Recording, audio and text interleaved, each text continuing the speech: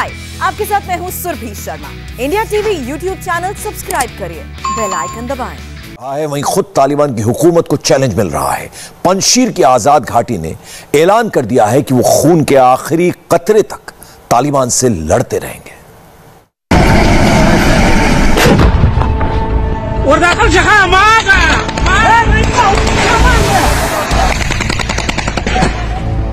अफगानिस्तान में तालिबान राज आए 10 दिन भी पूरे नहीं हुए कि आतंकी संगठन के मुल्ला चौतरफा मुश्किलों से घिर गए। फिर तोपें गरजने लगी हैं, धुआंधार गोलियां चलने लगी हैं।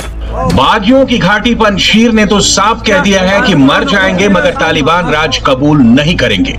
पंजशीर के बाशिंदों और जंगजुओं ने तालिबान को ठेंगा दिखा दिया।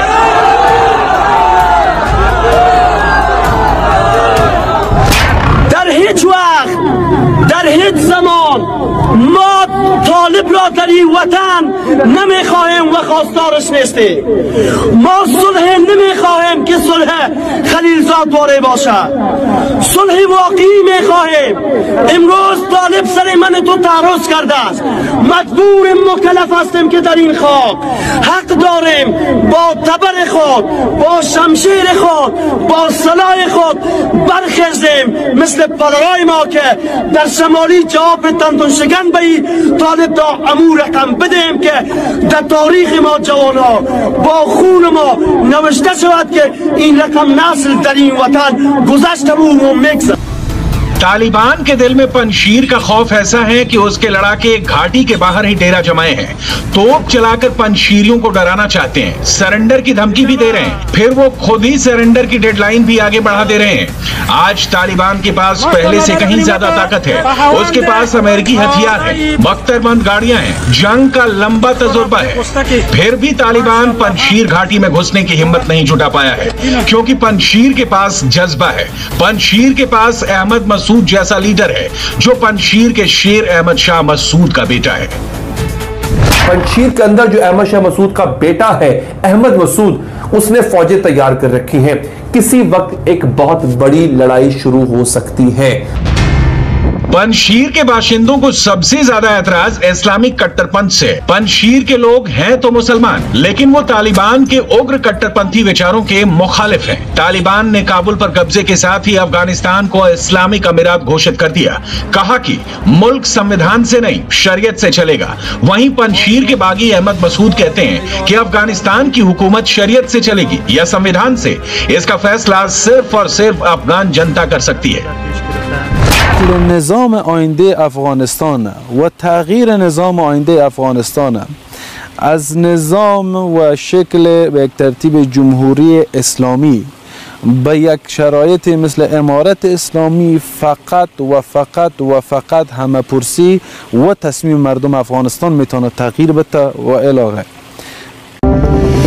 दुनिया के 7 सबसे अमीर देशों की मीटिंग से बस कुछ घंटे पहले तालिबान ने सीधी वार्निंग दी। काबुल में तालिबान के प्रवक्ता ज़बीउल्लाह मुजाहिद के इस बयान का एक एक लफ्ज गौर से सुनिए।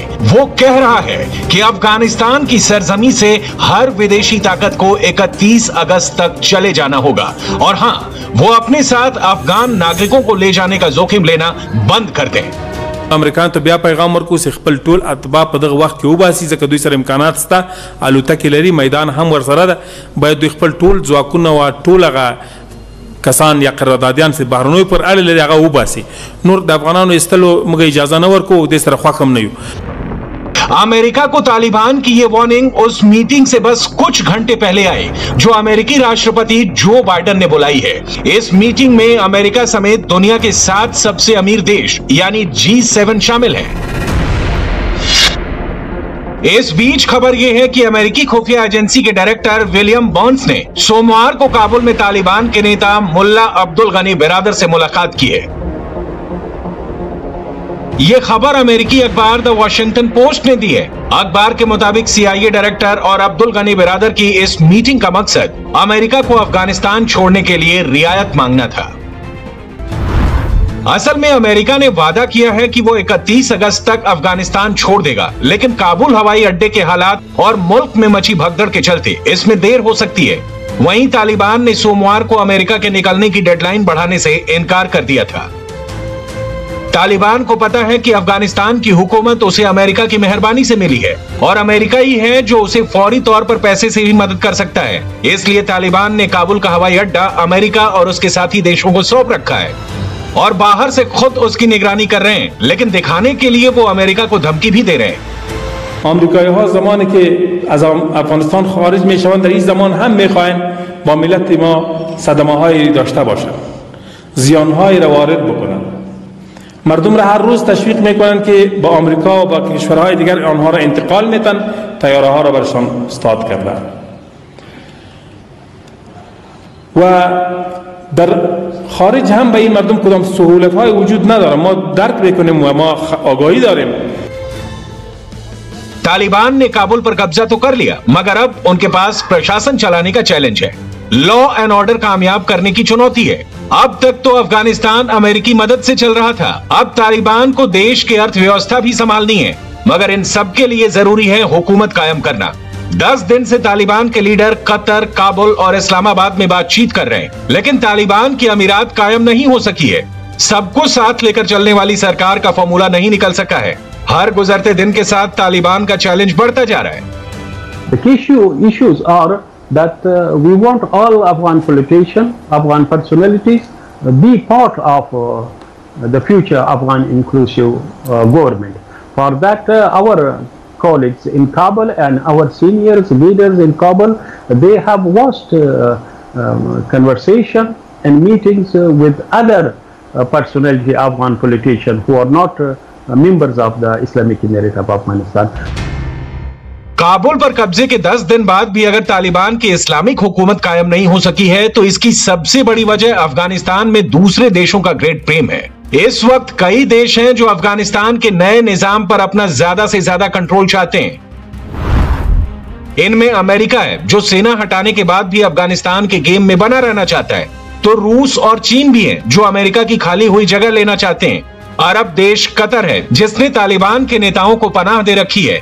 तो सऊदी अरब और संयुक्त अरब अमीरात हैं, जो तालिबान को आर्थिक मदद देते आए हैं।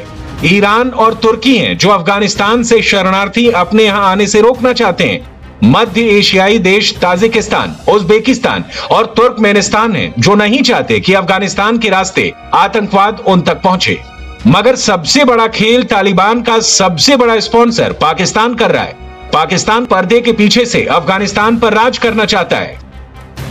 I'll be visiting Tajikistan, I'll be visiting Uzbekistan, I will be visiting Turkmenistan, and I'll be visiting Iran. The fifth country is China. I've had a detailed telephonic conversation with the Foreign Minister of China, State Councilor Wang Yi, on the situation in Afghanistan and what role we as immediate neighbors can play. तालिबानी मुल्ला और आतंकी हर देश से कोई ना कोई वादा कर रहे हैं, अफगानिस्तान को आतंक का अड्डा ना बनने देने का भरोसा दे रहे हैं, तो हुकूमत में भी सबको शामिल करने की बात कह रहे हैं। मगर ग्रेट गेम में फंसे तालिबान का एक भी दांव उस पर बहुत भारी पड़ सकता है। हाय, आई एम सुरभि शर्मा। खबरों से अपडेट रहने के लिए India TV YouTube channel subscribe करिए, साथ में बेल आइकन जरूर दबाएं।